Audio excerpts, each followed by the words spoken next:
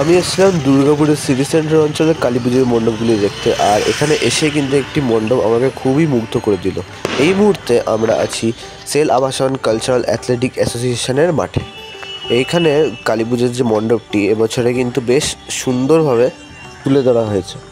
এই পুজোর প্রতি বছরই নতুন নতুন চমক এনারা নিয়ে আসেন, আর এবছরেও কিন্তু তার কোনো খামতি নেই।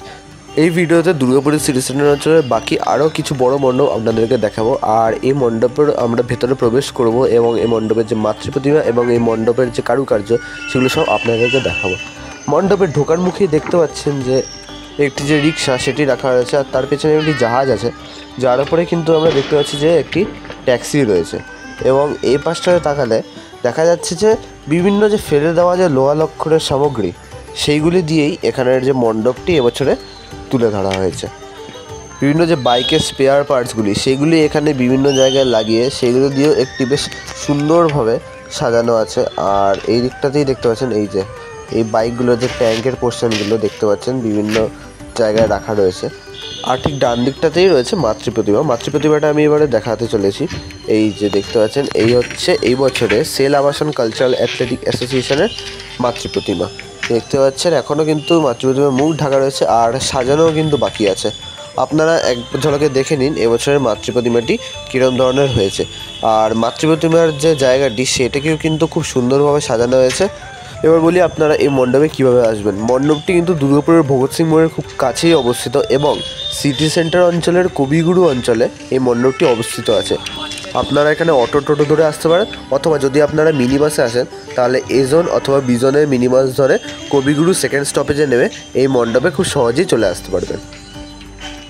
একদম কাছ থেকে আমি মণ্ডপের কাজগুলি আপনাদেরকে দেখাবো। যেটা আমি বলছিলাম যে বাইকের যে স্পেয়ার পার্টসগুলি আছে, অর্থাৎ তাছাড়াও বিভিন্ন যে লোহা লক্করের সামগ্রীগুলো যেমন টিনের ক্যান এবং আরও বিভিন্ন সামগ্রী যেগুলো জেনারেলি ফেলে দেওয়া, সেই সব দিয়েই কিন্তু এই বছরের মণ্ডপটি, এবং দেখতে সত্যিই কিন্তু খুব অসাধারণ লাগছে। মাঝখানের এই পোর্শনটা যেখানে একটি ট্যাক্সি আছে, কলকাতার যে ট্যাক্সি হলুদ ট্যাক্সি সেইটি, আর এই যে জাহাজটা, ওভারঅল কিন্তু খুবই সুন্দর একটি মণ্ডপ সজ্জা।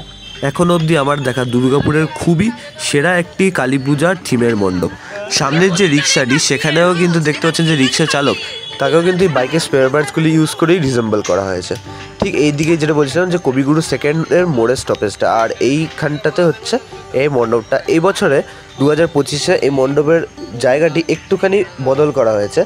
আগের বছর অবধি এই জায়গাটিতে সাংস্কৃতিক অনুষ্ঠানগুলি হতো, আর এই বছরে ঠিক এই পাশটাতে হচ্ছে সাংস্কৃতিক অনুষ্ঠানের মঞ্চটি। আগের বছর অবধি ঠিক এই দিকে মণ্ডপটাকে তৈরি করা হতো। দেখতে পাচ্ছেন খুব বড় একটি স্টেজ হয়েছে। কালী পুজোর প্রতিটা দিনই এখানে কিছু না কিছু ভালো সাংস্কৃতিক অনুষ্ঠান আয়োজিত হবে। চলুন এরপরে আমরা পরবর্তী মণ্ডপের দিকে চলে যাই। আমরা এবার চলে এলাম হচ্ছে উত্তরায়ণ সঙ্গতে। এই মণ্ডপটি কিন্তু সেল আবাসন কালচারাল অ্যাথলেটিক অ্যাসোসিয়েশনের খুবই কাছে অবস্থিত, আর এই মণ্ডপটি দেখতে পাচ্ছেন যে এরকমভাবে সাজানো হচ্ছে। আপনাদের হয়তো মনে থাকবে এই বছরই দুর্গাপুজোতেও কিন্তু দুর্গাপুরে একটি জায়গাতে এই একই মণ্ডপ সজ্জা হয়েছিল। আপনারা কমেন্টে জানাতে পারেন যে এই মণ্ডপটি কোথায় হয়েছিল। আর দেখতে পাচ্ছেন এই হচ্ছে চারিদিকে আলোকসজ্জা, আর এই হচ্ছে মণ্ডপের প্রস্তুতি। চলুন পরের মণ্ডপটি যাওয়া যাক। আমরা এখন আছি প্রচেষ্টা ক্লাবের এই মণ্ডপের সামনে। আপনারা যদি কবিগুরু থেকে আসেন তাহলে ঠিক বিগ বাজারের যে রাস্তাটা, সেই রাস্তাটা ধরলে একটু আগেই হচ্ছে এই মণ্ডপটি পড়বে। দেখতে পাচ্ছেন রাস্তার পাশে খুব ছোটোর মধ্যে একটি বেশ সুন্দর মণ্ডপ কিন্তু তৈরি হয়েছে। এই মণ্ডপটি দেখার পরে চলুন পরবর্তী আরও একটি বড় বাজারের মণ্ডপ দেখা যাক। আমরা এবার চলে এলাম এই ভিডিওর সর্বশেষ মণ্ডপে। এটি হচ্ছে দুর্গাপুরের সিটি সেন্টারের সিটি অ্যাথলেটিক ক্লাবের মণ্ডপ। একটু আগে যে প্রচেষ্টা ক্লাবের মণ্ডপটি দেখালাম সেখান থেকে একটুখানি এগিয়ে কিন্তু এই মণ্ডপটি রয়েছে। এই বছর এইখানের থিম হয়েছে রাজস্থানের অমর সাগরের জৈন মন্দির। আপনাদের হয়তো মনে থাকবে এই বছরে দুর্গাপুরে একটি দুর্গাপুজো মণ্ডপও কিন্তু ঠিক এই একই থিমের ওপর বেস করে হয়েছিল। দেখতে পাচ্ছেন এখানেও কিন্তু সেই থিমটিকেই আবার তুলে ধরা হয়েছে, কিন্তু বেশ সুন্দর কিন্তু মণ্ডপ সজ্জা হয়েছে। এই ভিডিওটি ভালো লাগলে অবশ্যই সবার সাথে শেয়ার করবেন, একটি লাইক দেবেন এবং চ্যানেলটিকে সাবস্ক্রাইব করবেন এরকমই আরও পুজোর কভারেজের ভিডিও আমাদের চ্যানেলে পাওয়ার জন্য।